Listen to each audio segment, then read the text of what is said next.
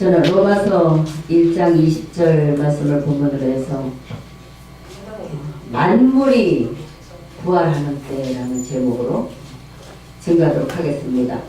로마서 1장 20절 말씀을 한 절만 봉독하겠습니다. 창세로부터 그의 보이지 아니하는 것들 곧 그의 영원하신 능력과 신성이 그 만드신 만물에 분명히 보여 알게 되나니 그러므로 저희가 피되지 못할지니라. 아멘. 하나님께서 천지 창조하신 것을 어떻게 알 수 있을까요? 못 봤잖아요, 우리가. 하나님이 천지를 창조하셨다고 창세기 1장 1절을 말씀하셨는데 못 봤잖아요. 그 증거가 무엇일까요? 우리 눈에 보여지는 이 만물이 그 증거입니다. 우리 사람은 생로병사잖아요. 태어나서 늙고 병들어 죽고. 근데 만물은 해마다 부활을 해요. 해마다. 제가 어저께 과천 대공원에 친구랑 잠깐 갔다 왔는데 얼마나 벚꽃이 아름답게 피었든지 그 벚나무가요 겨울에는 다 죽은 것 같아요. 단풍이 다 떨어지고 앙상한 나무가지만 남아서 겨울을 보낼 때는 죽은 듯이 있습니다. 모든 풀포기도 마찬가지고 파란 생명 있는 것은 소나무와 사철나무와 잣나무 이런 거 이외에는 다 갈색이고 다 죽은 것 같은 그런 뿌리와 나무에서 하늘에서 단비가 봄비가 살살 내리면 우미 돋기 시작하고 싹이 나기 시작하고 꽃이 피고 얼마나 참 희한하지 않아요? 이 만물을 바라보면 하나님의 능력과 신성과 그 솜씨가 이 세상 어떤 존재도 흉내낼 수 없는 하나님의 그 솜씨가 이 우리 눈에 보이는 만물 가운데서 흐드러지게 춤을 추면서 하나님께 영광을 올려 드린단 말이죠. 근데 인간은 왜 이럴까 도대체? 여기 앉으신 저와 여러분은 거의 나이가 50대를 넘어서 60대를 넘어서 이제 중년을 지나가는 그런 입장의 연세인 것 같습니다.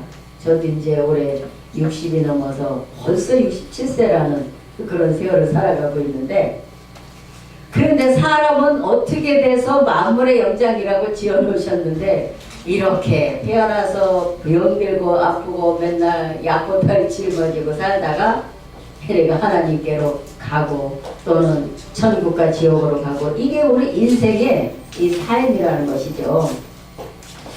그러나 이 만물에 찍기보다도 못한 것이 우리 인간의 마음이라고 하셨고 만물보다 부패한 것이 우리 인간이라고 말씀하고 계셔요.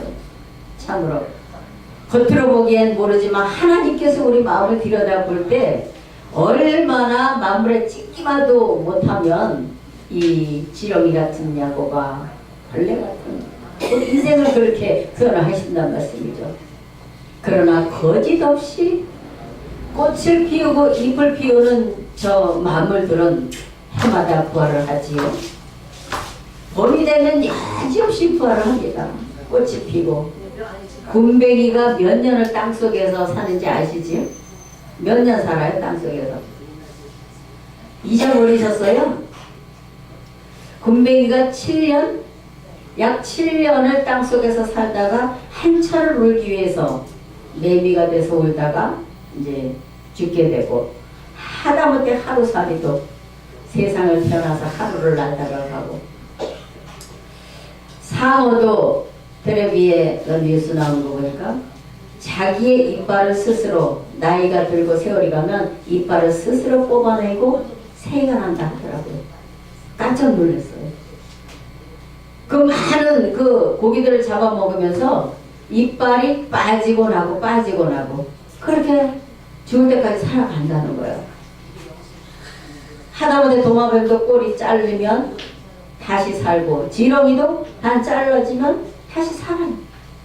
근데 우리는 조그만 상처를 입어도 병원 가야 되고 기부스 해야 되고 목발 짚어야 되고 요란을 떨지 않습니까? 그런데 보십시오.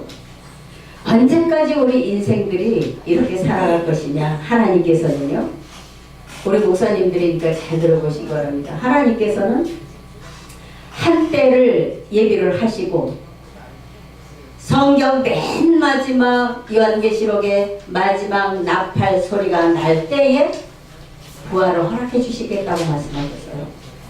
지금까지는 살다 죽고 살다 죽고 살다 죽고 갔는데 계시록에 일곱 개의 나팔이 있는데 마지막 나팔 소리가 나면 죽을 것이 죽지 않고 썩을 것이 썩지 않고 사망이 이김에 사망을 갖다가 이김이 삼켜버려서 이제는 부활하는 일이 있어진다고 사도바를 통해서 말씀한 것이거든요. 지금까지 우리가 한 번도 본 적이 없잖아요. 뭐 500살, 600살, 1000살 사는 사람 본 적도 없고 다시 몸이 호리하니 변화돼가지고 젊어지는 모습을 본 적도 없고 그러나 하나님의 말씀 성경은 우리에게 희망의 메시지를 주고 계시는 것이죠. 만물도 저렇게 해마다 꽃을 피우는데 어찌 우리 인생이 하나님을 믿고 예수님을 믿으면서 이대로 살다 죽어갈 것인가. 하나님은 결코 우리를 그렇게 내버려 두시지 않습니다. 그러나 모든 사람은 다 그렇게 해주시는 것이 아니라 이 말씀을 깨닫고 하나님의 법대로 준법 생활을 한 자들만이 그런 그 부활의 그날에 참여할 수 있다라고 말씀하고 계신 것이죠. 이제 아까도 우리 목사님들 말씀하셨지만 주님이 오시는 때가 다 됐고 하나님께서 계획하신 모든 일들이 이루어지는 때가 되어 간다면 우리는 이 말씀에 참으로 끼어서 이 시대를 분별할 줄 아는 그런 우리 모두가 되었으면 좋겠습니다. 분명히 요한복음 11장 25절에서 26절 말씀 보면 거기 무릇 살아서 나를 믿는 자는 영원히 죽지 아니하리니 내가 이것을 믿느냐? 이게 물어보는 말씀이 있습니다. 살아서 우리 생전에 살아서 주님이 오신다면 우리가 그 자리에 신앙 잘하고 이 법을 지켜서 주님 맞이할 수 있다면 우리는 그 부활의 현장에 참여할 수가 있다는 것입니다.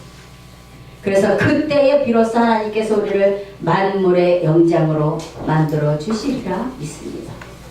오늘을 살아가는 우리는 그냥 무의식적으로 살아가는 것이 아니라 이 말씀에 깨어서 하나님께서 우리에게 주시는 큰 축복이 무엇인지 성경을 통해서 깨달아 하나님의 법대로 준행하여서 그날의 그 잔치자리에 부활의 그 자리에 다 참여하시는 저와 여러분이 되시기를 예수님의 이름으로 간절히 축원드리겠습니다.